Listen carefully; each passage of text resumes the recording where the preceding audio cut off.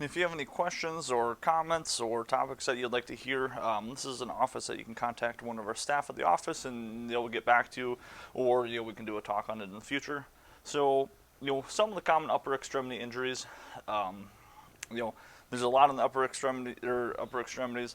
A lot that people probably hear about are carpal tunnel, rotator cuff conditions, and then tennis elbow. So with carpal tunnel, it's a compression of the median nerve as it's going through. We have I had a picture in here. I don't know where it went, but we have a kind of a band that comes across our wrist. Then there are bones on the backside of our wrist, and a lot of those vessels, nerves, tendons go through that in between them. And if either that band gets thicker, we have an issue with the bone, or the vessels start getting bigger, it starts compressing it. And that's when we can start getting some numbness, tingling into the hand, kind of this part of the hand, and that's carpal tunnel. Some of the frequent causes, like I said, wrist injury, frequent hand vibration. So if you use a tool that vibrates a lot at work and you're always repetitively using it, you're somebody that does repetitive like hammering, kind of repetitive forceful motions where you're getting some bending in the wrists, things like that. Chiropractic where you're always adjusting patients. Those are a lot of injuries that can cause carpal tunnel. Some increased risk factors for carpal tunnel, and really these are increased risk factors for a lot. Smoking, you're going to have worse symptoms, with any kind of tendon, tissue injury, just because smoking depletes a lot of nutritionally from the body, and so that tissue is usually not as strong, especially at attachment sites, and it heals slower. Obesity, you're twice as likely for carpal tunnel compared to somebody that's a normal weight, and then, if you're female and middle age. Obviously there's surgical options but the goal with most people is to try to avoid them having surgery, because whenever you go into a joint, start cutting it, Dr. Aaron was just talking about scar tissue forms in there, and a lot of times it has to be redone later on, or it causes more issue itself. Adjustments, like Dr. Aaron was talking about, all the nerves start from the neck, come down and through here. So there's a lot of different areas that can cause the issue. Part of the issue can be from the neck. All of the issue could be in the neck. Part of it could be the wrist, neck, and so a lot of times we check everything from the neck all the way down just to make sure we're clearing all those joints. We can adjust the wrists, we can adjust the elbows, and if it's a joint, we can adjust it. It needs proper motion to get the fluid moving in on the joint so it can heal properly. There's splinting that you can do. A lot of people wear them primarily at night because they're hard to use during the day, but it keeps the wrist in a neutral position because this is keeps the opening the biggest and through the wrist. There's exercises, stretches, weight loss, quitting smoking or tobacco use are all things that we can do.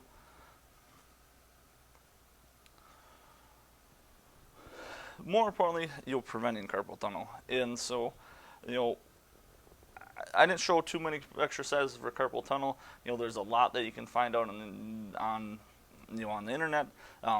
If you have any questions on some that you would like to try, definitely go feel free. Some that you can do are, real simple with the rubber band. I like these ones. We're just trying to strengthen the muscles of the opposite side of the hand. All it is a rubber band, and you're opening your hand like a claw, close it like a claw opening, because we're just trying to strengthen the muscles on the opposite side, trying to reform that arch. So some things we can do with prevention, like Dr. Aaron was talking about, diet's a huge one. We need to supply our tissue with what it needs so it doesn't get irritated or start breaking down on us. Stretch breaks, stay neutral, use proper posture. So just like the spine, we need to give our joints, tissue a break every 15, 20 minutes, half hour. You can just do some real simple stretches. It could just be some stretches like this, side to side, some real easy circles, with the wrists. It could be, some stretching like this, stretching down, just little stretches that we can do all the time, trying to take some, increase, make sure that tissue is being flexible, but also give it breaks, relax, keep those wrists in neutral positions while we're working, and then also maintain proper posture, not only in the wrist, but also in the spine, upper body. The rotator cuff, shoulder. I didn't really talk about any specific injury with the shoulder, just because there are so many injuries. There's so many different things that can go on with the shoulder. I'm going to talk more about some exercises that you can do to keep the shoulders healthy. Dr. Aaron mentioned before, the rotator cuff is a group of muscles in the shoulder that hold that joint into the head of the humerus into the shoulder socket. It's just a real shallow joint. We have a couple cartilage, and then we have all those muscles holding it in place. Dr. Aaron said, supraspinatus, infraspinatus, teres minor, subscap. These are the muscles in the rotator cuff. There's a lot of different muscles that attach to the shoulder blade, though, and in that area that all play a role.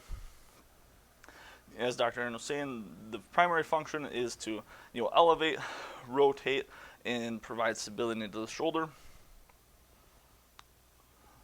So these are just kind of a list of exercises that we can do for our shoulder. Some of these exercises you can do if you have an issue with your rotator cuff, and a lot of these are just good exercises to do. And so most people probably do have some sort of issue with their rotator cuff. I was trying to find the graphic, but on MRIs and different things, a lot of people, if you take an MRI, they're going to have some kind of asymptomatic tear or tissue injury in there. And so it's really important to make sure we're taking care of these, especially if you're working overhead, anything with that. So the pendulum, that's simply where you can lean over something, you can hold a small weight in your hand, and you're just using your body to rock back and forth to get the motion in the shoulder. You can do it where you're going front and back, side to side, circles, just to get some passive movement in that shoulder.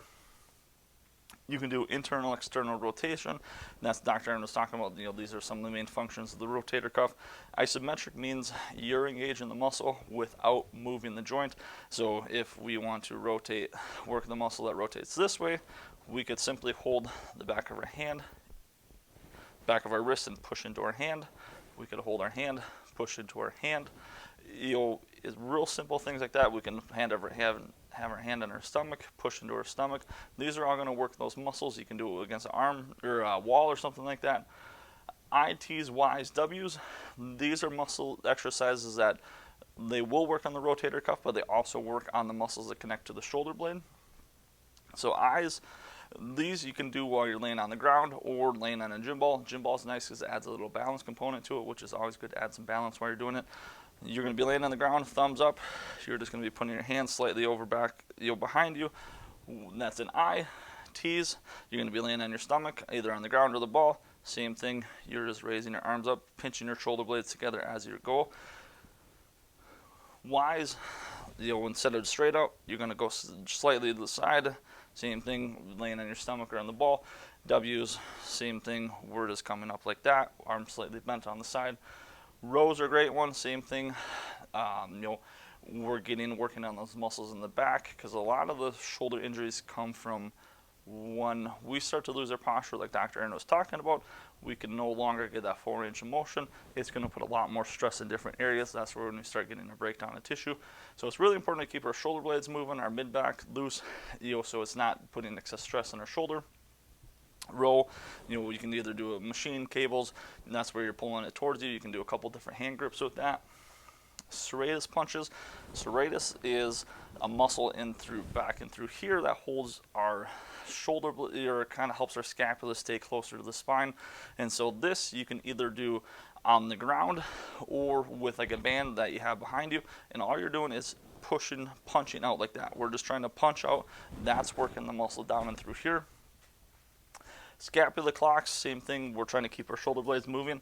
All it is we pull our shoulder blades together, we go down, we go up, and we go out.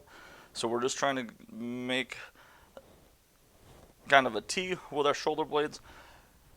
Last one, same thing, working on stabilizing our shoulders. These exercises are in what's called the close pack position. That's when the joint's in a really stable position. That's what close pack means. And so ways that you can do it are real simple. So arms out like this. It seems kind of counterintuitive, but if you do it, it makes sense. So you're going to pull your shoulder blades together, act like you're pinching a pencil between your shoulder blades. You're going to pinch them together and pull them down like you're trying to go to your opposite pocket, back pocket. As you're holding that pinch with your shoulder blades, you're going to act like you're pushing your arms out against the wall. You can hold that for 10 seconds. You should start feeling the burn already. You can do it same thing, push in front of you, pull the shoulder blades together, down, act like you're pushing out as you hold that squeeze. Same thing, 10 seconds. You're going to do that above your head, and then you can also do it when you're pushing your fingertips together like that. That works on all the muscles that connect to your shoulder blades, and also puts the shoulders in a good position. Almost anyone can do that. One common one I'm going to just mention with the elbow is called tennis elbow. And so, you don't have to be a tennis player to get this. Yes, it comes, tennis players get it, but a lot of people can get it. Painters, plumbers, butchers, chefs, auto workers, carpenters, anything that has a lot to do with a lot of gripping, repetitive motion. It's where if you're gripping something and you're getting pain, on the outside of your elbow, that's where those extensor muscles come up and attach to the outside of your elbow. That's what tennis elbow is. The pain typically occurs gradually. Pain with burning on the outer part of your elbow, weak grip strength, pain worse with gripping. Those are some indications that you may have an issue in that area. So as Dr. Aaron was talking, recovery can take a long time. It depends on how healthy you are, how young you are, what your diet is, how good of a shape you are, and what kind of recovery method, like my dad was talking about Dr. Bouch, you take. If you're somebody that's really trying to take care of it, your recovery time is going to be a lot less. But if you're somebody that does nothing, you can see if you don't treat tennis elbow and you do nothing for it, 20% of people that have it are going to have zero improvement in a year. And so that's a long time to be hurting with something that's pretty uncomfortable. And so even if you do optimal recovery, it can still take 3 to 4 months before you have zero pain. And so these are issues that take a long time, and so the better you are at preventing them, that's the real key. And then oftentimes you're not going to need surgery with this. Only 11% of people need surgery.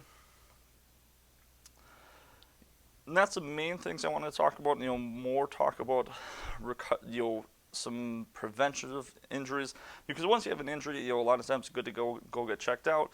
You can start trying to do exercise by yourself, but if it's not getting better, you need to go get it checked out and make sure you're taking care of it. Because as Dr. Aaron was saying, once you injure a tissue, it's never going to get 100%, and that's with optimal recovery processes. But if you injure yourself and don't take care of it, that's where you turn into that person that pulls their hamstring 14 times in a couple seasons, and that's really when you can start getting into repetitive injuries. And so that's what we have for you tonight with talks. Like I said, if you have any questions, you can get a hold of this number and through here, or if you want to hear any topics in the future, just let us know and we can cover those topics. Thanks for joining us tonight.